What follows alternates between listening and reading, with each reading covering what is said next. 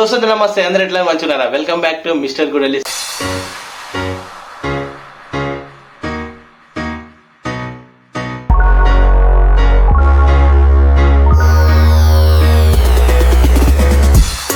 Friends title and thumbnail చూశారు కదా 2 BHK house renovation and అలాగే పూజ సెరమనీ కంప్లీట్ అని పెట్టినా కదా.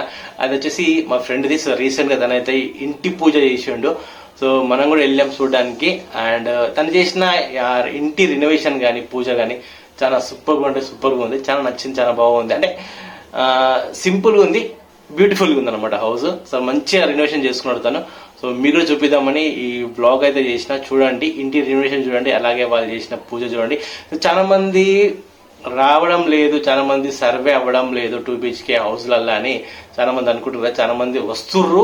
సో ఇప్పుడే స్టార్ట్ అయింది. సో ఇప్పుడే స్కూల్స్ అయిపోయినాయి. సో అందరూ వస్తుర్రు ఇప్పుడే పిల్లల్ని తీసుకొని వాళ్ళ హౌస్ లో వాళ్ళు సర్వే అవ్వడానికి ఇప్పుడు స్టార్ట్ చేసిర్రు.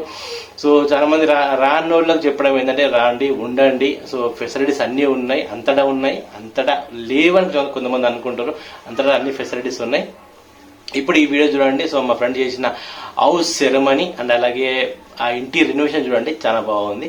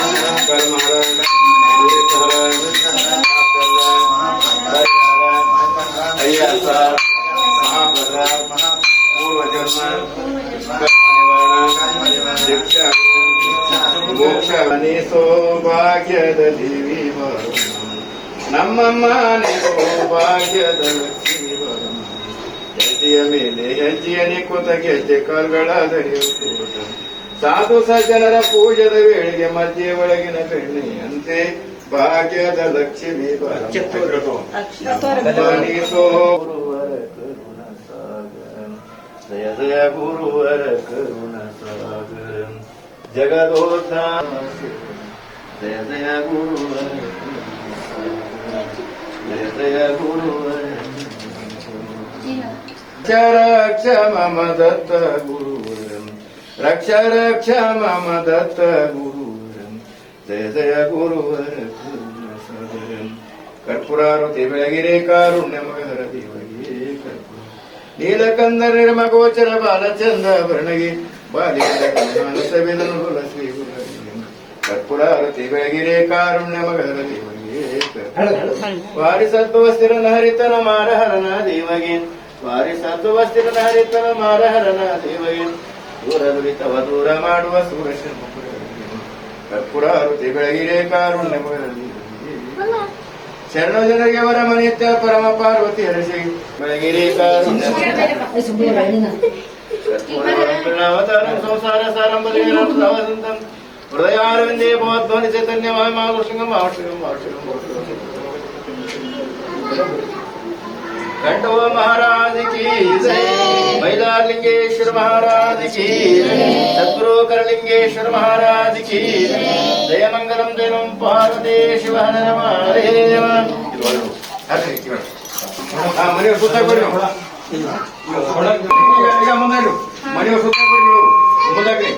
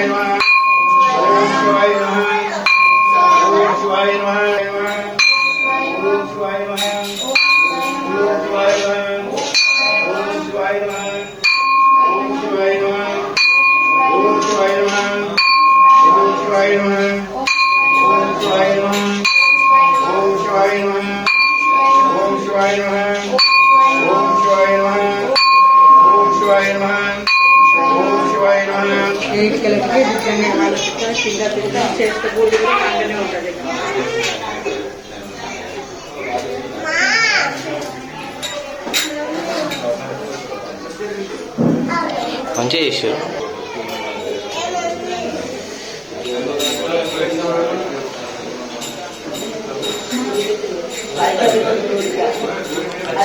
अच्छा है रे, हाँ जबरदस्त बना है, अच्छा बना है,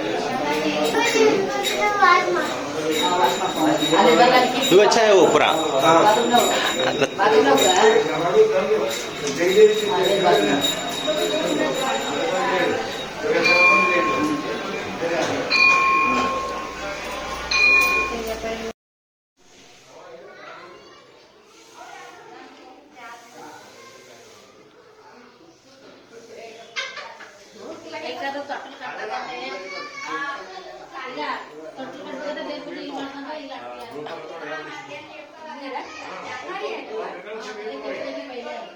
అంటే ఒకసారి కొంచెం